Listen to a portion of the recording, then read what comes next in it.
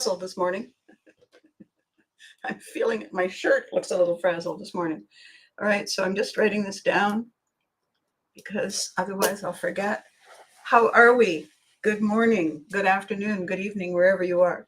I'm Abby Haggard. I'm looking a little. I'm Abby Haggard, and I'm here with you today to celebrate something pretty fantastic. First of all, this is episode 365. Can you believe it? 365. I have been doing this 364 times. This is the 65th. It's incredible. It's amazing. And I'm so excited. Cheers.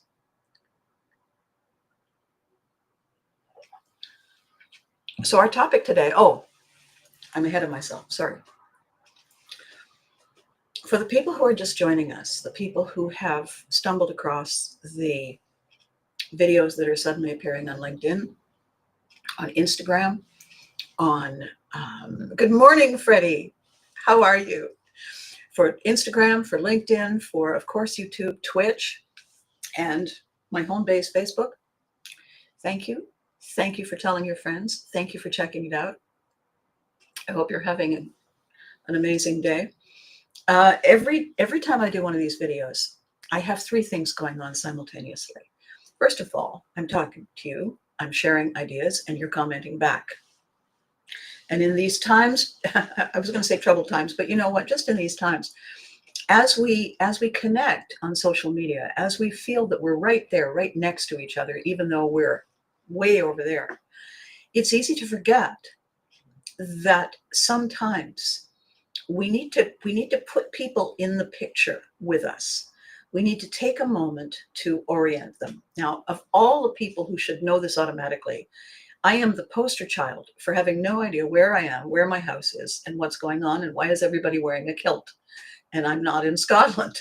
And so in the rush to enjoy the birthday party, it's not that I've forgotten to pick up the cake.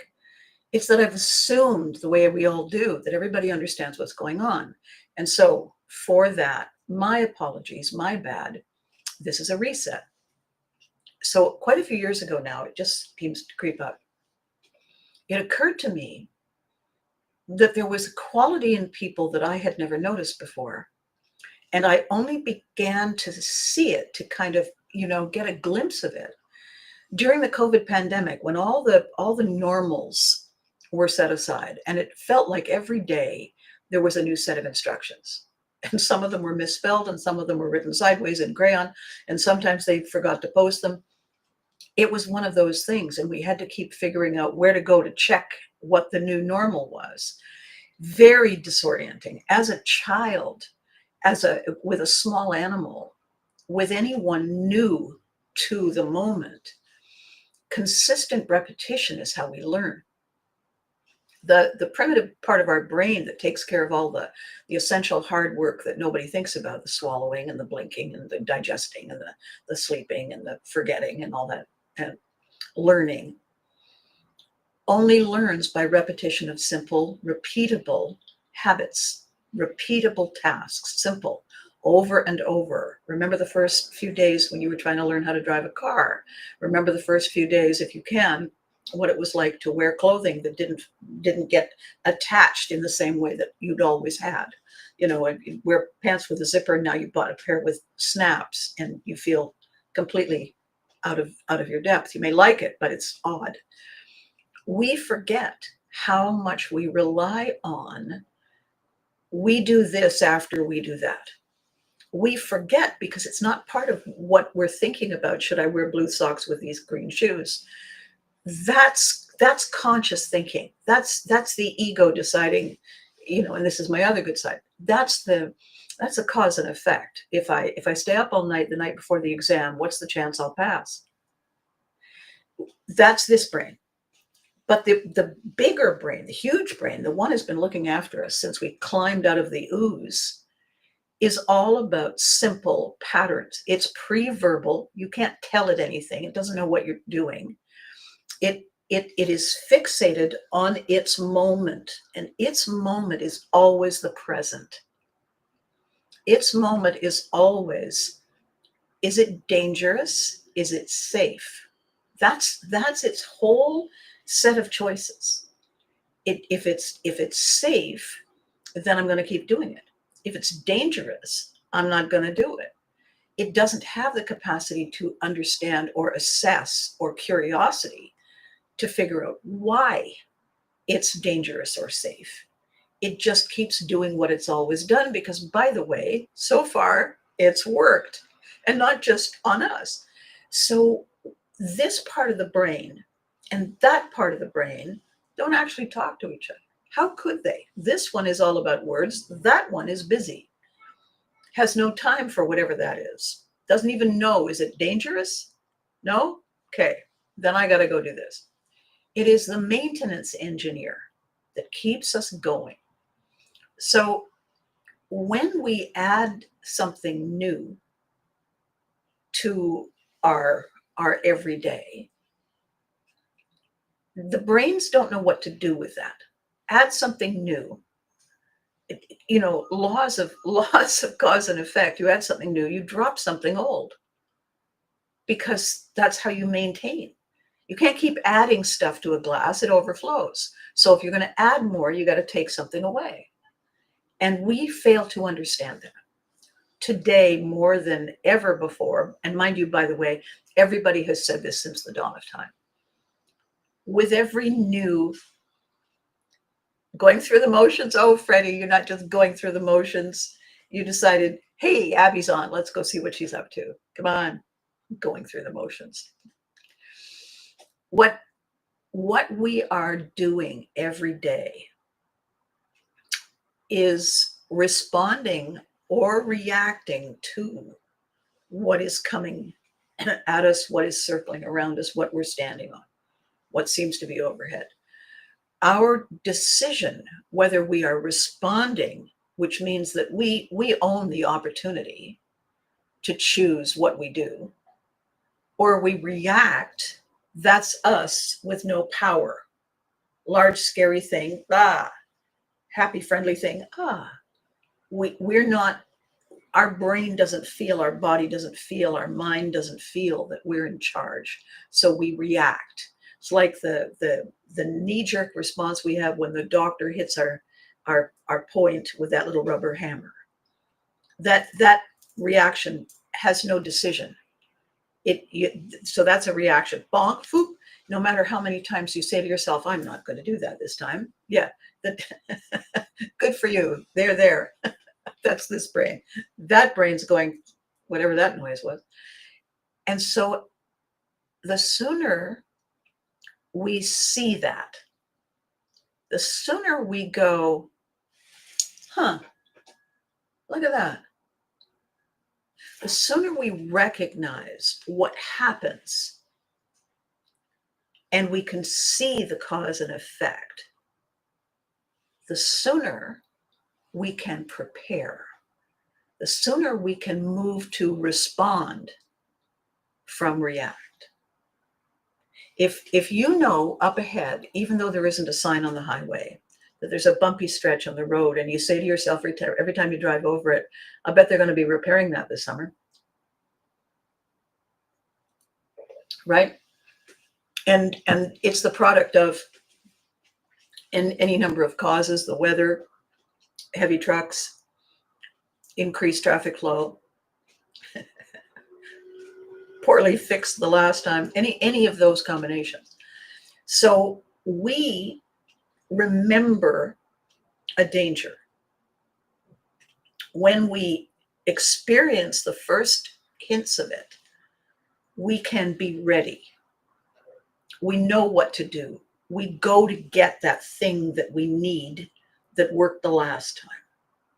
Everything about this is familiar. Everything about familiar feels safe. If we continue to drive in the lane that has all the bumps and the groans, it's because that's the lane we always choose. Halfway through it, we go, oh yeah, and shift to another lane if it's two lanes going that way. Okay.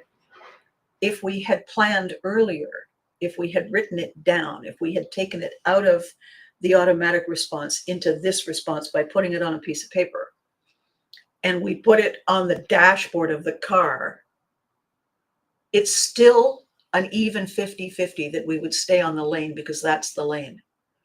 And then we would remember, oh yeah, and move.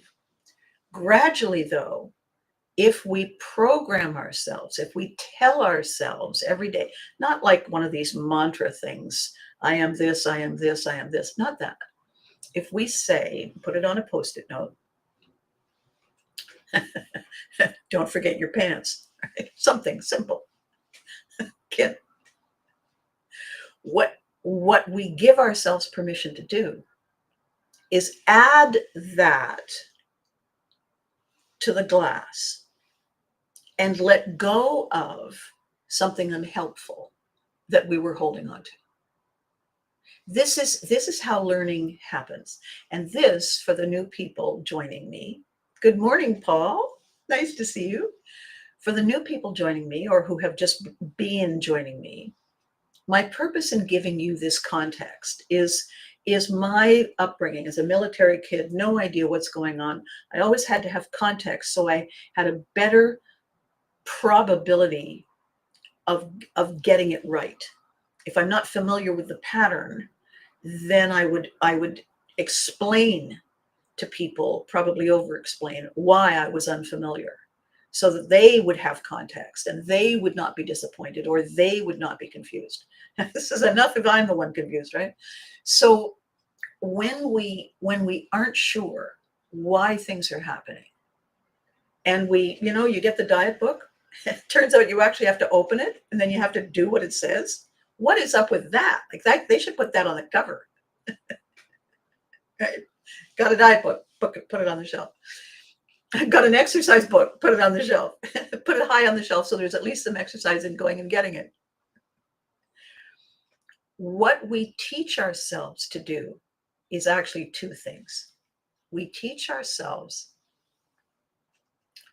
how to do a new thing, or try to do a new thing without the how, without the instruction booklet.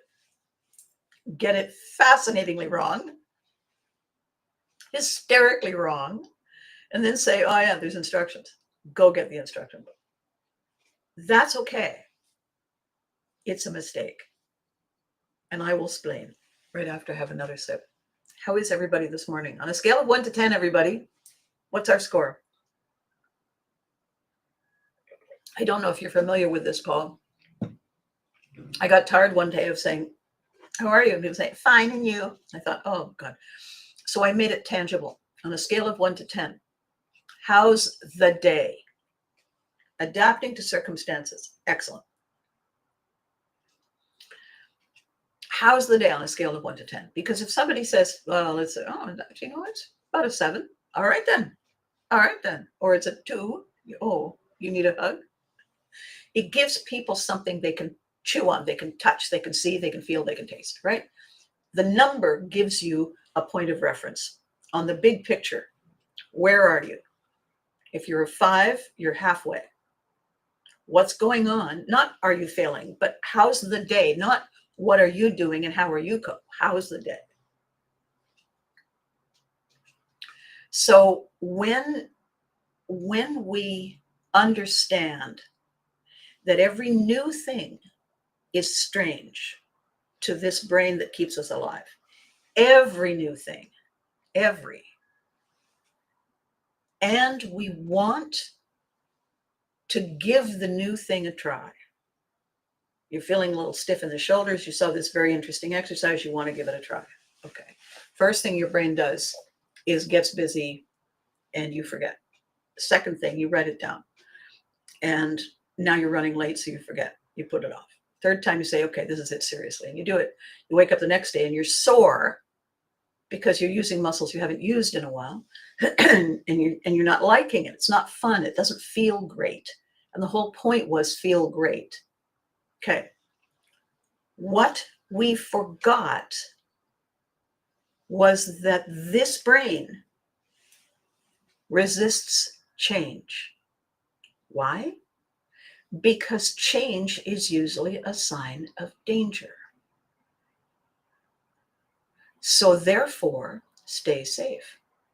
Therefore, even though My cave was only big enough for me and another lion, and now I have 47 cubs. The temptation is to stay there because it's familiar. It's what we know, even if it's working against us. It happens with everything. You buy your favorite food, you eat your favorite food till the point you can't stand the sight, sound, thought, taste of your favorite food. However, when you go to the grocery store, you're automatically buying that food. Why? Because that brain just picks it up and puts it in the cart. Because that's safe. That works. That's why we eat it. It takes a combination of rewiring on purpose, gradually add one thing to relax this brain just enough. We don't want it to say, give up, hey, go to town. We want that brain looking after us. That's the only brain that does. What we don't want is to stay stuck. We don't want to stay repeating unhelpful stuff, right? So the theme today, the question today,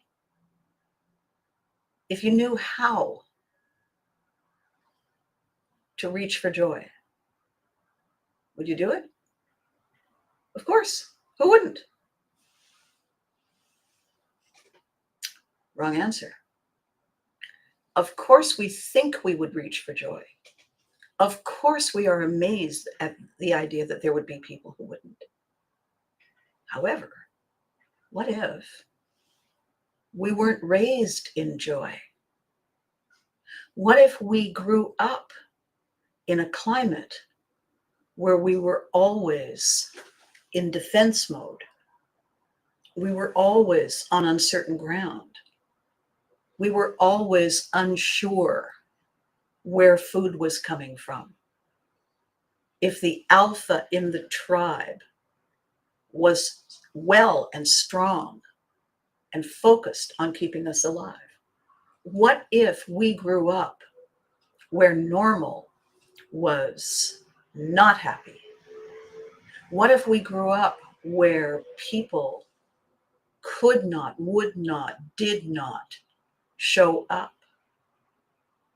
What if there was so much repetition and history of negativity, of confusion, of fear, that we wouldn't recognize joy if it walked up and kissed us on the nose? We can say all we want. I want to be in a state of joy. I want to have that freedom and flow. But this brain isn't going to choose it, because that is not what this brain knows. This is why we see people over and over and over seeing something that will make them happy, not make them, seeing something that will trigger their joy, and seeing something toxic, and they'll head for the toxic every time. And they'll say to the joy, I'll be back. I got to do this. And joy says, okay, but here I am. I know. And I'm so great, but I gotta. What on earth are we doing when we make that decision? And it's not conscious. We don't stand there and say, I'm going to be deliberately, consciously, purposefully miserable. We don't do that. It's this brain that can't even put a valuation on it. This brain is saying, this is how it works. This is how it works. This is how it has always worked. People like us do things like this. In my cave, there is always somebody who is causing crisis that doesn't need to be there. But it's their thing, whatever that is. And so, because it's an upset and the cave is where we're supposed to be safe, all hands on deck, we don't respond to the crisis. We panic, we react to the crisis. It's addictive. It's highly contagious. We all end up vibrating, screaming, spinning around this person who triggers all of this garbage because that's their thing. That's what they know. If that is how we are raised, then joy is an uphill slog. And when we find people who compensate, then the compensator does all the heavy lifting, and the person chasing stress keeps saying, yeah, I'm so grateful, my God. But mind you, what they're focused on is toxic. What they become is toxic. Even when they say, I know this is what I need, this is what I've asked for my whole life, but I gotta.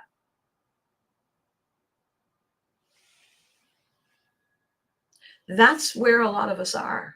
That's where more of us are than we like to believe, that we like to understand.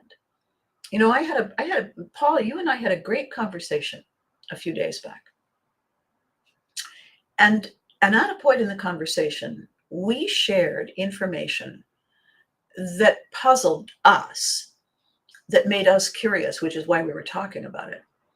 The number of people who seem to pop up in our lives who cause us all this frantic flailing and chasing and band-aiding toxic nonsense.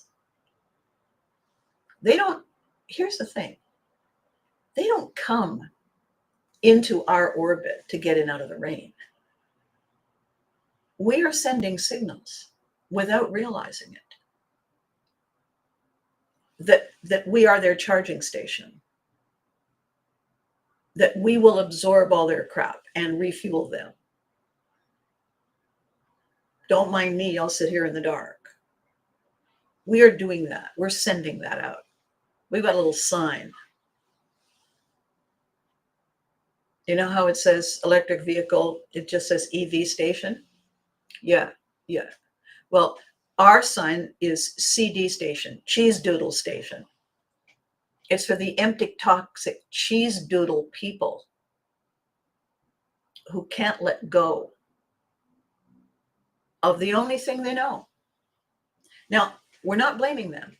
I can't let go until I say so, until I make the decision that I'm going to rewire that pattern, that synapse, that connection. I'm not going to just say, hey, presto, be gone. I'm going to bring a new thing, a different thing, and I'm going to put it on the top so that we have to let go of the other one. I'm replacing a habit with a more helpful, beneficial habit. This is how joy, this is how we learn to choose. First of all, we have to let the other stuff go. We don't have to chase joy. If you're chasing it, you're doing it wrong. If you're chasing it, you're trying to keep that panic momentum going. Joy doesn't live in panic. Joy is over here having a fabulous time. Panic is over there making a noise. We can't chase joy. We can release the negative stuff. We can say, I'm going to snip the ribbon holding the weight, connecting the weight to my little balloon so that my balloon can flow. I'm going to start here. How, though? This is the question today. I've said this is what we do, and the answer is great. How? Because do you think I would not be doing it if I knew how? And so today is the how. So all that backstory, all that, this is what we see, this is what we observe, this is what we realize we're doing. What were we thinking? The thing is, we weren't thinking, we were reacting, because that's the pattern. That's what we learned. It's the only thing we know. When we're a giraffe, we're not taught to swim in rivers to find fish. When we're a giraffe, we're taught to reach for the high leaves on the tree, right? If we're taught toxic, toxic is where we go. So how do we shift it? What is it that we actually do? 1 second.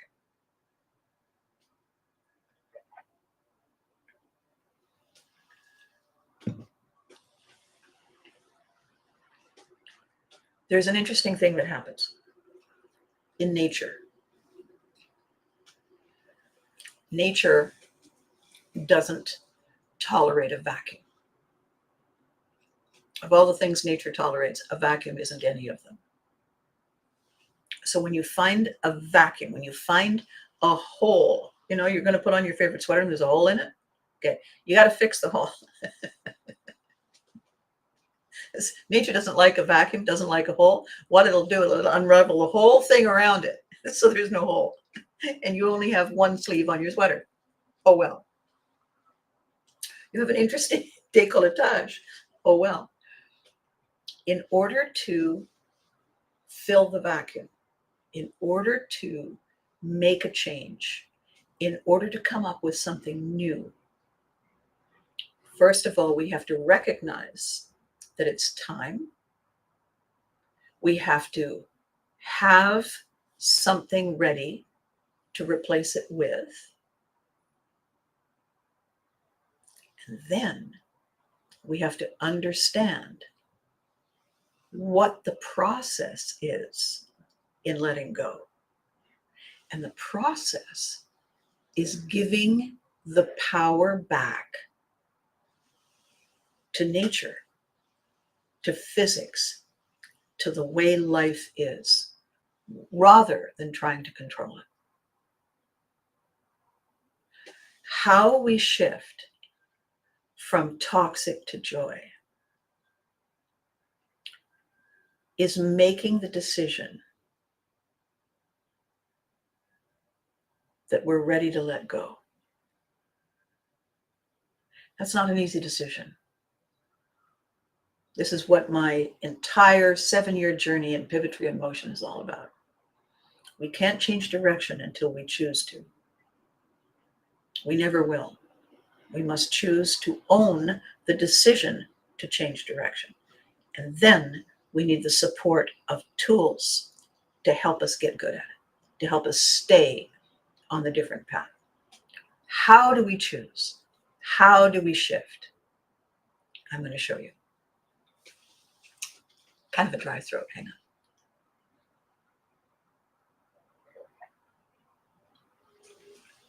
on. Eventually you get good at it. You get so good at it, it's spontaneous. You don't even have to consciously think about it because we've created the pattern. I was talking with this really, really great photographer friend yesterday, who is joining us, by the way, on our project on the 20th of July. So we have a 99% full crew. I'm so excited. So early for the first time. So I said to him, when you go and shoot at these festivals, these music festivals, at what point do you shift out of paying attention to everything else? At what point are you aware that there is a point when you shift into full-on focus this moment? And he said, oh, no, I have no idea. I have no idea. It just happens. Right. How long has he been doing it? 247 years is how long he's been doing it. He has developed in his mind, in his this mind and this mind, an ability to focus on one single thing. And how he does it is actually a function of survival. When we are being chased by something, when we feel an elevated sense of awareness that something is different, when it appears on our back radar as unfamiliar and it's coming at us in ways that we don't like or we don't understand at the very least, all of our attention goes there, doesn't it? All of it. When we think we're about to miss our flight connection. When we think that our child is in danger, walking right to the edge of a street curb in busy traffic, when we see the person we care about leaving, going away, shifting their attention, all of our survival senses are completely locked on that, locked on how to respond, how to be safe, how to stay on top of. We are completely there, right? When we see a car coming at us, when we hear a loud noise, we're not wondering if we should try a different shade of nail polish next time when we go for a manicure. When we see a moose charging out of the forest at us, we're not saying to ourselves, I think I'll have a peanut butter and jelly sandwich for lunch. Gosh, I haven't had one of those in a while. We don't do that. Why not? Why not? It's because this is the only thing that matters right now. That is how people live their lives when they are externally driven, when they respond and react to outside influences exclusively. That is how animals can stand on the savannah, happily chewing away. Nobody's checking to see if there's any danger until it's sensed, either individually or then collectively. And all of a sudden, we're not eating, we're on alert and we're running.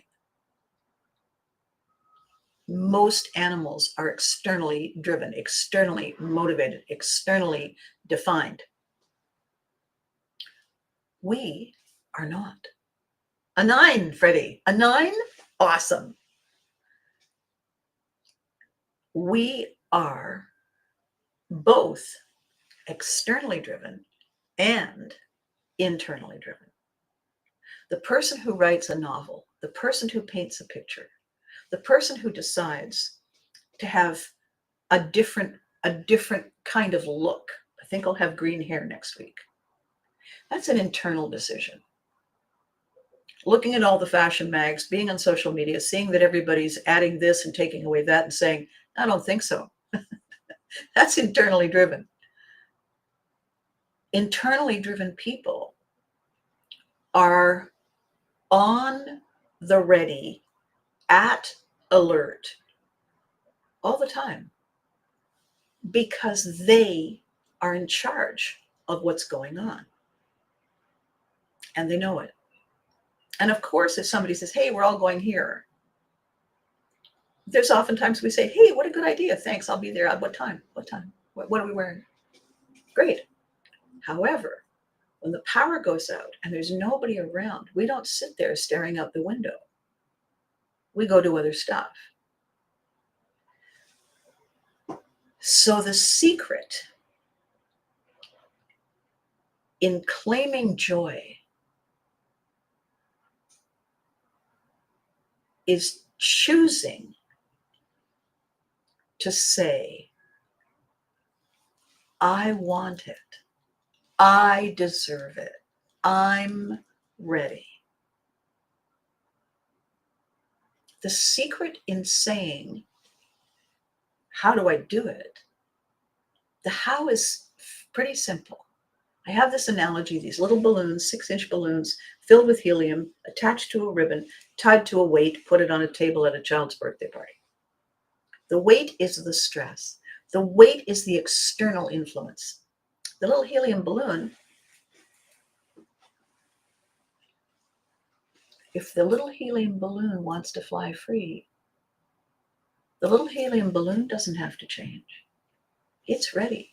It's internally driven. You can see it. It's ready. It's in flow. What the thinking part of our brain has to do is say, okay, I'm with you, and get the scissors and snip the ribbon.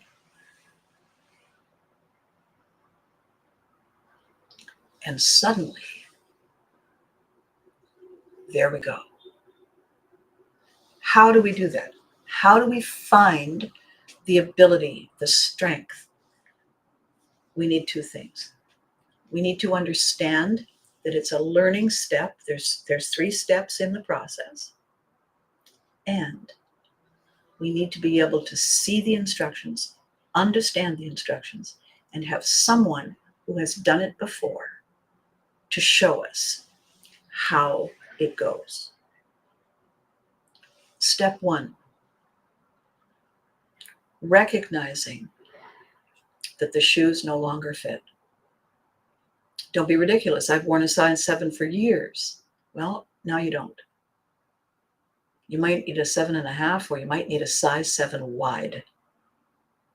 I don't understand. It's because we change. It's because we change. It's not a factor of getting old. It's a factor of being different. We change. You watch a flower. You see how tall the flower grows this year. Watch it next year. It's not a different flower. It's taller. It's bigger. Why? Because that's how change flows. Well, so you mean if I have a different size shoe, my feet won't hurt? Likely. That's a yes. But I don't feel comfortable trying on a different size.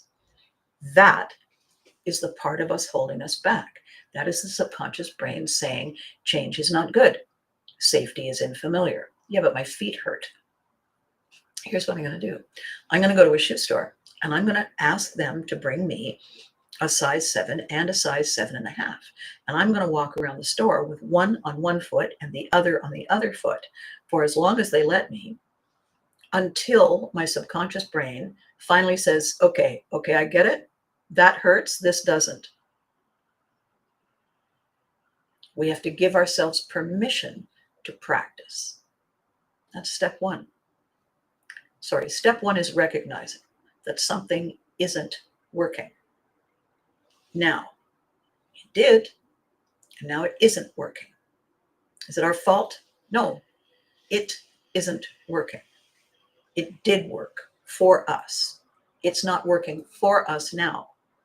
So, do we put up with it or do we shift? So we recognize, is it working? No? Then there's nothing in it for us to keep doing it.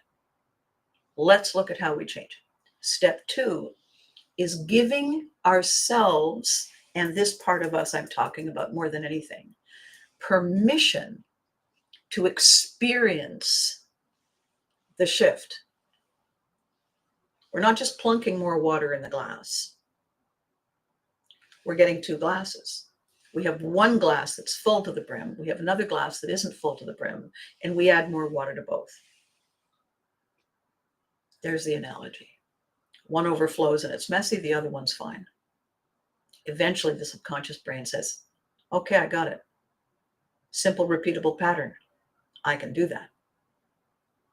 The third step is choosing where we want to go, why we want to go there, what's in it for us, what makes it worthwhile. I'm going to give you an example. You make a new friend. They're great. It's wonderful.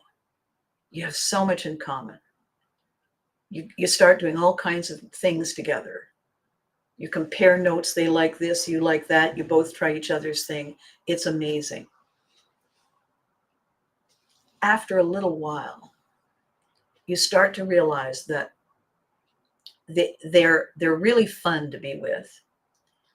They're not that curious about how you're doing. They can't be curious about how you're doing because they're really busy telling you how they're doing. And you suddenly realize, I have small hair here. You suddenly realize that effectively, this actually happened to me once. If the two of you were standing in front of a mirror, the only way your eyes meet is if both of you were looking at them. That actually happened to me. In the dressing room at the TV station, getting ready for the show for You Can't Do It on Television. Hi, Mom. And I'm talking to this amazing, amazing, fabulous person. It's so great. But I suddenly realized that we were both looking at her. And I said, do you realize that we're both looking at you all the time? And she said, right.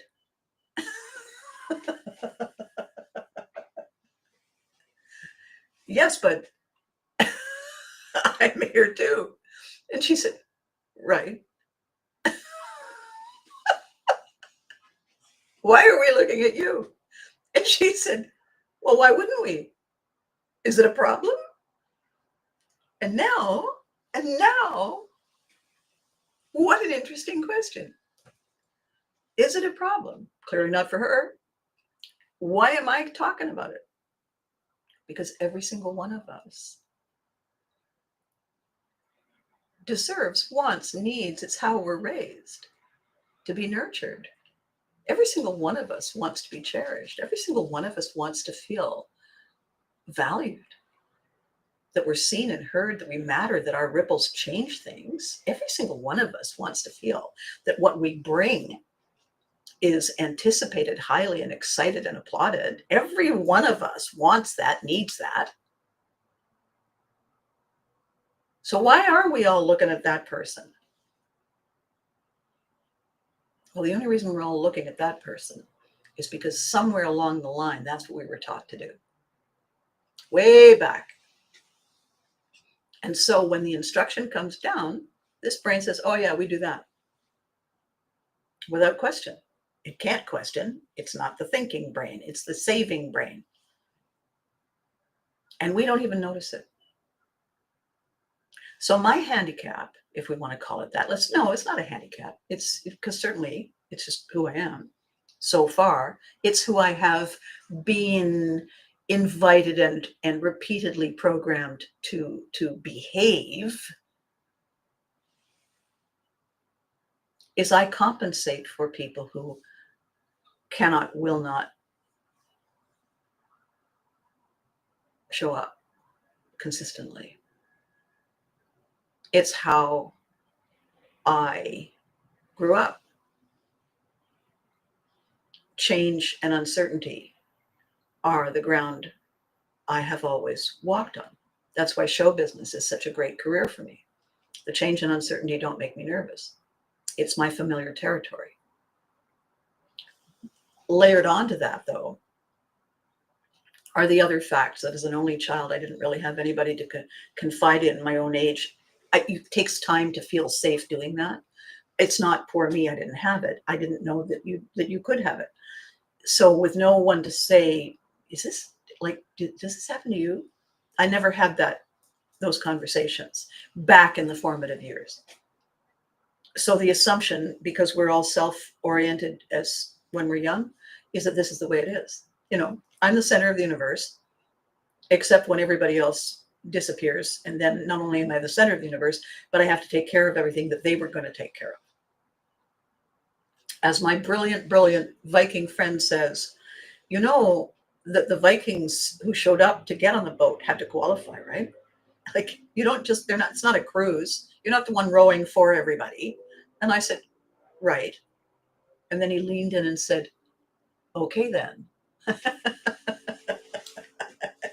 I blink. Oh, yeah. Okay.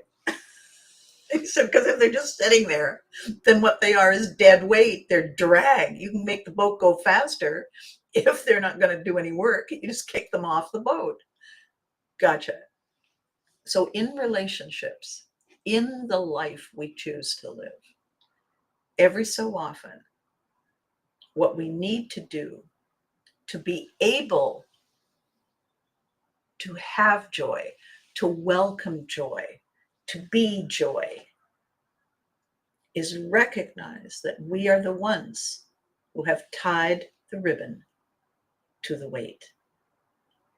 We are the ones who have done that over and over and over, all the way through our lives, because that's what we were taught.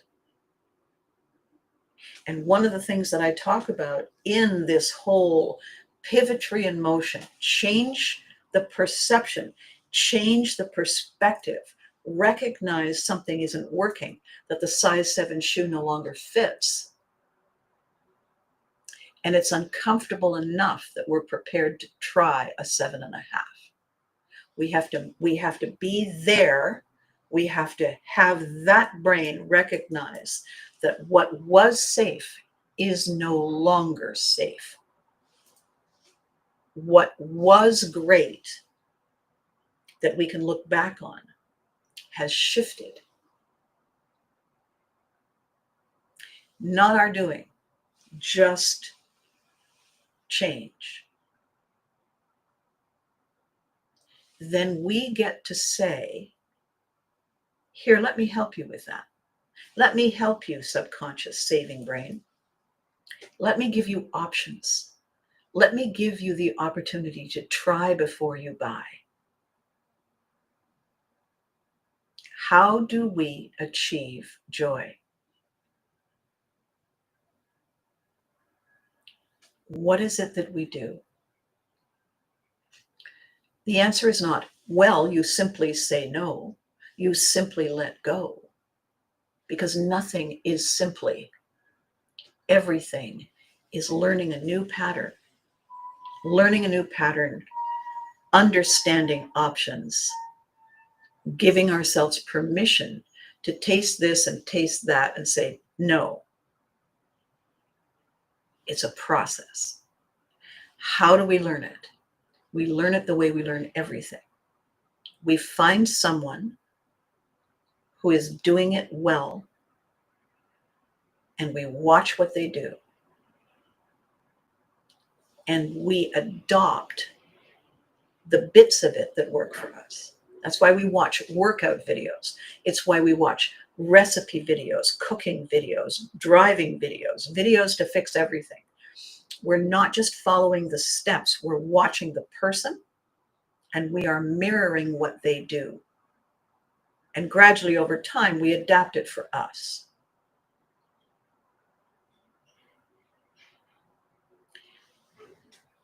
If it sounds crazy that we would reject joy, because why would we turn our backs on it? It makes no sense to this brain. The answer is because that is all we know. It's all we've known until now. I'm building a team to make this magical process and project and concept come into being. I'm doing as much of it that I can do on my own. And now I'm saying I need this kind of person, and I'm checking and finding which people are best suited and most excited. And try, yes, no, try, yes, no, try, yes. Ah, perfect, that's one. And along the way, the mistake I make over and over, because it's my wiring that I know it. I didn't know it before, but I know it. Now I have to remind myself, just as remind myself to get out of that lane where the bumps are and get into this lane, even without the sign. I have to remind myself to do that because I've always driven in that lane. If I am creating something new and exciting that is complicated and easily will have a momentum, how does it help me to say, I'd love to have that person on the team because they have these abilities? If their training, their unconscious wiring is to walk away from happy, to walk toward danger, to walk toward anger, fear, to walk toward I don't care. How does it help me to bring them on board? They say, oh my God, I love that.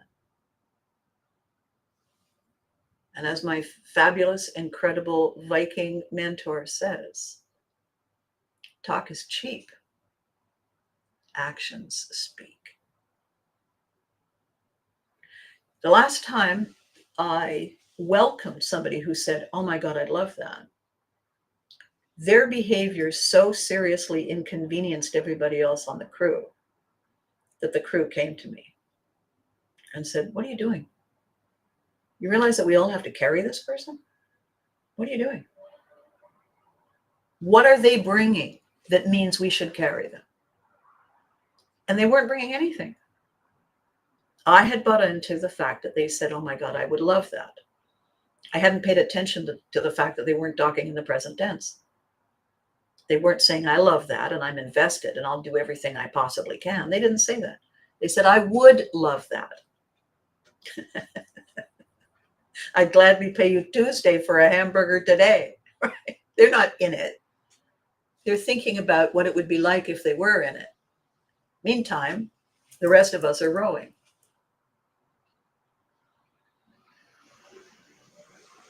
If you had the chance to choose joy, would you? If all you need to know is how? And the answer is not always. The answer is that until we let go, until we recognize, taste, and say, no, that's off, that's not helping me anymore. Until we pivot inside our minds, until we say, what was safe is no longer safe, what did serve is no longer serving, until we do that for us, we will not grow. Guaranteed. Until we stop trying to control an outcome by wishing it into existence, by willing it into existence, when it is not ours to own, every moment we spend doing that. Good morning, Miss Marnie. Good morning, Susan. If we spend our time willing that to happen, who's driving our bus? Who's looking after us? The answer is nobody, just in case you were wondering. We can't be in two places. I have tap danced fairly rapidly on a number of circumstances, many of them visited and visible to the public, where it has appeared that I am in many places simultaneously. That was not true. And I have the stories to prove it. Oh my God, you should write a book. That's an idea. We're trying to move on from that. We cannot live their lives for them. We cannot go and sit firmly in the past and stare at the past and say, this is when I was happy. So I'm staying right here until it makes me happy again.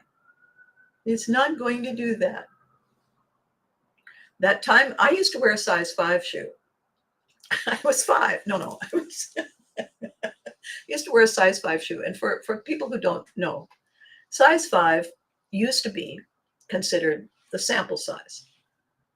When you go by a shoe store window, all the shoes in the window were a size 5. No idea why. I don't know what size they are now.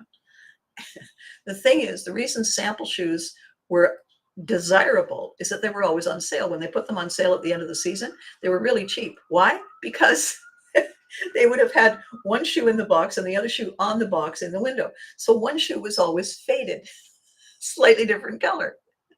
But my gosh, $100 shoes for $46. All right then.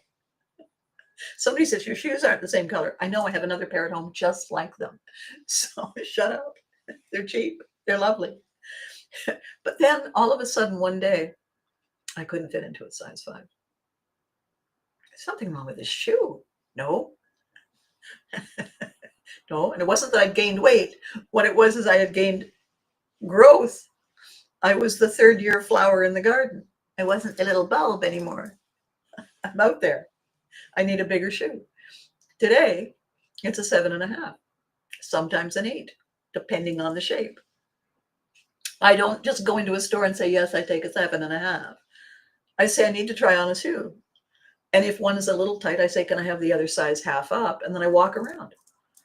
I have one leg longer than the other. I have one side of me, one hand is bigger. Like, we're all that way, right? So everything shifts, but it's imperceptible. The great story that Brenda Mason tells all the time about the kids and the recurring working episodes and shooting schedules for You Can't Do That on Television is, so we would work for 5 weeks and then we would have time off, and we would have time off so that the editing could be done, right? Then we would come back and we would have a whole new set of scripts. So every time we were coming back from our time away, Brenda used to say, still does, the first place she looked when the kids were coming back is she'd look at their feet, especially the boys. Look down and see that the boy is now wearing the shoe box instead of the shoe. What she knew was that everything else about the boy was going to follow suit. He was going to suddenly be too tall. His voice was going to start changing, and he was going to look too old to play the character that everybody at the age of 12 and 13 identified with. Didn't matter how old the child actor really was. It's that did they fit the bill? Did they look the part? But she said the first signal was always the shoes. Look down at the shoes and think, darn. The day that Kevin Kubicheski came back from a break, he walked in. I was standing in the rehearsal room, and he walked in, and I said, oh, hey, Kevin. And then I realized that he had grown. He had grown 2 inches. I knew it was 2 inches because I used to say, hey, Kevin. And now I was saying, hey, Kevin. He was taller than me. And that's not okay because he wasn't taller than me a few weeks ago. And that was his last season on camera. And what we had to do, because all the scripts were written, was we had to have him sitting down. We had to have me standing on a ladder, fixing something. Kevin, dear, could you go and... So all of the blocking and all of, well, we can't say that if he's doing this. Every single thing had to be changed because suddenly he was too tall. And it isn't sudden. It's just that I haven't seen him in 3 weeks or 3 months or whatever it is. And boof, they're different because we weren't there. This is what happens with Pivotry in motion. This is what happens with readiness and hunger and desire for joy instead of toxicity and sorrow. We wake up to the knowing that whatever was okay is no longer okay. That the size 7, not anymore. Subconscious brain says, no, I'm fine. No, I can do this. I can do this. We can put cream on my feet. No, it's good. It's good. No, 7's good. 7's good. I can sit down. No, but you can't sit down when you're running for a bus. And you can't stand all day doing a show if your shoes are too small. So let's not scare you. Let's give you a small, imperceptible change until you're comfortable with it. And how do we make that stick? How we make it stick, this is the 3rd step. How we make it stick is to understand that nothing is automatic. Everything demands practice. We're not automatically naturally full. We have to practice eating on a regular basis. We're not automatically naturally rested. We have to practice resting on a regular basis. We have to develop the habit of self-care. The delivery aspect, the training aspect of Pivotry in motion is something I'm calling 1 degree. 1 degree from flow, from our next natural state. 1 degree. What is the 1 degree? Us. We're in the way. How do we fix it? We train to maintain. Every day in with these videos, every time you come and sit in and watch and comment, and thank you for the comments. It's wonderful. Because I it's like working in radio. I have no idea who's here. All I can see and hear is me. I'm assuming you're there. I won't know till the ratings come out. I won't know till the end and I can actually see the numbers. How we practice begins with choosing to train to maintain. Nothing happens naturally, perfectly the first time. Nothing. And if it, okay, sometimes randomly the things align. The trick is doing it the second time. I used to tell my acting students who were being difficult, I would say, well, it's just, I need to be spontaneous. I need to be in the moment. And I'm like this, I say, it's an interesting study they did, the scientists. They got a bunch of monkeys and they put them in rooms with typewriters and piles of paper. Do you know, if you leave the monkey in there long enough, the monkey can write something actually that makes sense. They can pound away and eventually something comes up and they say, oh my God, they wrote a sentence or they wrote a word. Okay. Yeah. You know what the trick is? The sequel. Anybody can have a random accident once, but to have the identical random accident again, practice, practice. So 1 degree from flow, we are always one instance, one moment, one step from flow, from awesome, from joy. How do we get there? We don't get there by staring in the mirror at somebody else who's joyful. We get there by recognizing, getting the ego out of the way, and recognizing that all the best athletes, all the most successful people, all the most resilient people who love their lives work at it every day. Every day. It's not a slog. Just do a little bit every day. All these relationships that break up, all these people who don't get together long enough to make something meaningful, they don't show up every day. They don't remind themselves every day that today is a brand new day, and so is our relationship. You know that marriage is the only contract we don't have to renew. You sign it once and you're there. You're done. You don't need to sit back and say, we'd like to discuss your performance. We're looking at performance bonuses. We're looking at parole. We're looking at all the things that happen to everybody else. Car loan, mortgage, job. Everything is up for renewal except our relationships. So when people don't show up, then it falls apart. If we don't train to maintain, we end up living apart. And let me tell you the distance between us and joy in that moment. If we understood how simple and easy it is to train to maintain, to make one thing a priority and buy into it and do it for us and the others on a consistent basis, therapists would go out of business. Divorce lawyers would go out of business.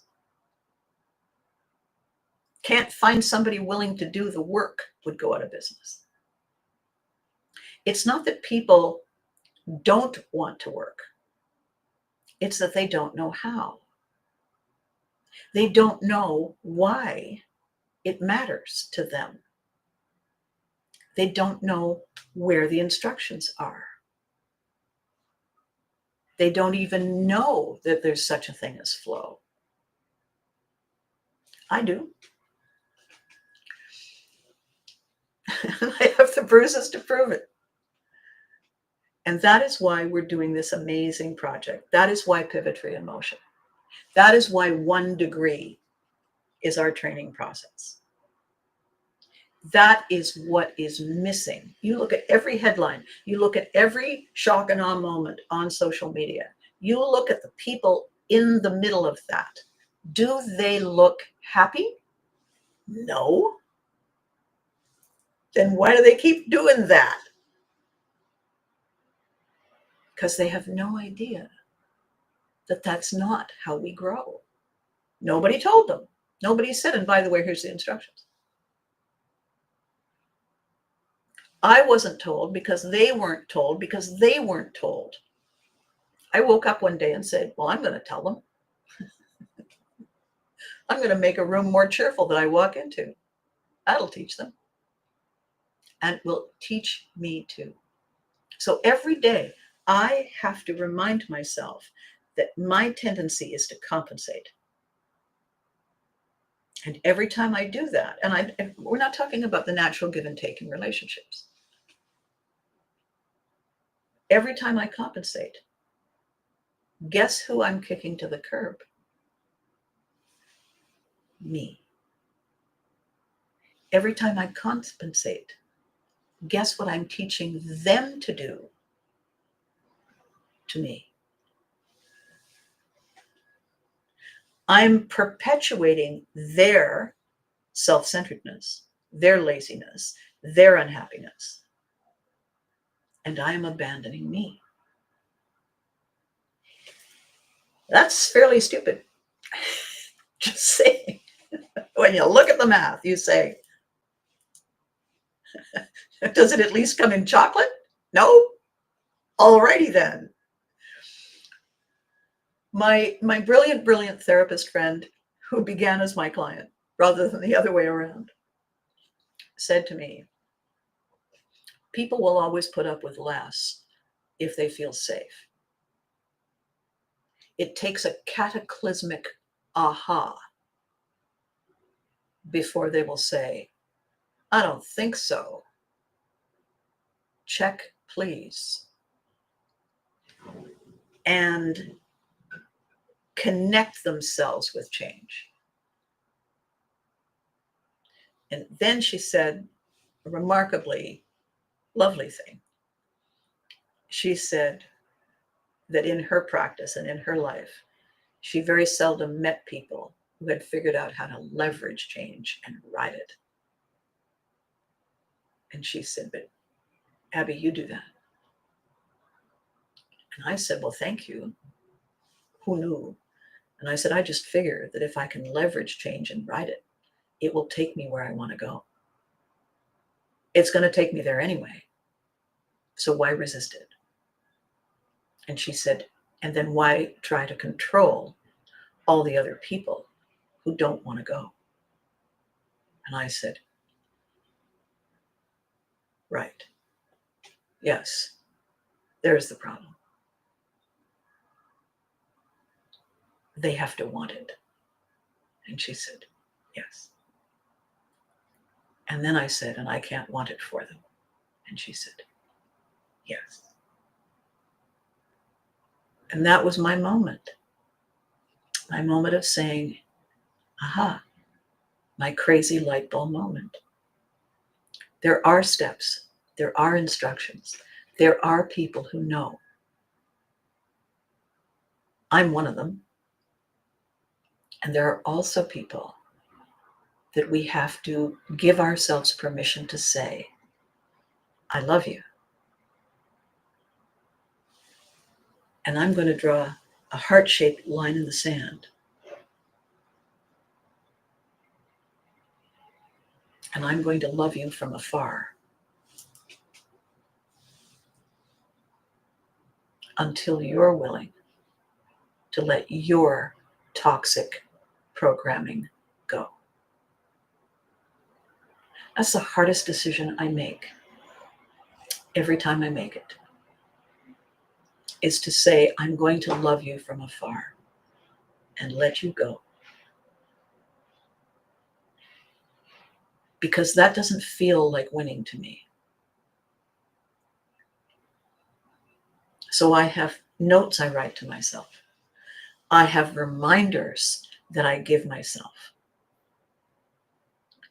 that hanging on to what wasn't mine doesn't give me flow. It holds me hostage. And then what? No one is happy. So I'm learning every day, reminding myself every day, reinforcing the habit. I am training to maintain every day. I am reaching out every day to the people I love, and I'm saying to them, I love you, you matter. If you wish to join me, here's my boat. I'm doing it every day. And if they're not pulling their weight, I am learning every day to stop saying, here, let me help you with that. Because I can't row my oar if I'm rowing yours. I can't live my today if I'm clinging to something that no longer serves. I can't walk proud and fabulous in shoes that don't fit. And this applies, by the way, to all of us who struggle with grief. If you choose to be in grief, then you are not here now. You are not living your life. You're wedging yourself into shoes that are too small, that used to fit. Of course you can grieve, but you don't grieve instead of living. You honor it, you cherish it. And when you're ready, you draw a heart-shaped line around it and you let it go. I did something very powerful and difficult the other day. I moved a picture. I moved a picture so it's out of my line of sight. I didn't throw it away, but I moved it someplace else. Why? Because it was in the way. Because I couldn't see my today. Because yesterday was in the way.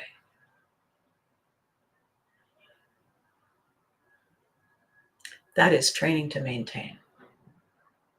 That is prioritizing flow. So, if you could be joyful, would you? If all you needed to know how was holding you back, would you reach out to someone who knows? Or would you say, poor me, and let the moments go? Every time we're faced with that decision, all of us, me included, as I'm not speaking to you from a great height here, every time I try and stand on a great height, I trip over something. So I'm good. I'm reaching it.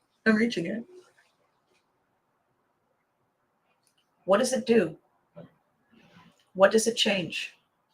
Who does it serve? Why do they care? What's in it for me?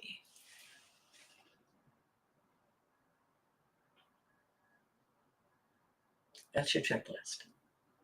And when you're ready, you let me know. You know where to find me. I've gone long today. Ooh, look at that. I've gone long today, but I think it was important. It was certainly important for me to share this, and I appreciate the fact that you were here to receive it. And I hope it serves all the questions that you are muddling around with. And remember, if you don't like what's on the channel, you can change it. That's what I used to say to people who would come up to me and say, I don't like your show. I don't watch it. Click. Just the kind of thing I would expect from somebody like you. Alrighty then. Good talk. I am so grateful that you joined me on all these videos. 365. Can you believe it? 365. I'm so grateful that you take the time. It means everything. So you know the drill, right? You need to be good to you. You need to listen to these things I said today. I mean, I hope all of them, but this is important. Joy is us. We are joy. We were born joyful. Not that moment when everything was fine and then somebody, all of a sudden it was squeezing, and then somebody slapped us on the bum. Not that part, but everything else. What? Ow.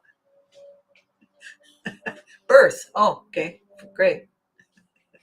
You could have warned me. Not that part, but everything else. We were born joy. And then we just had all these barnacle buddies climb on top. We are allowed to let them go. It's not easy. It's doable. We need help and assistance and how to translate what we want to this brain that's doing its best to keep us going. And we will get there together. Hug your loved ones too. They deserve it. All right? And I will catch you next time.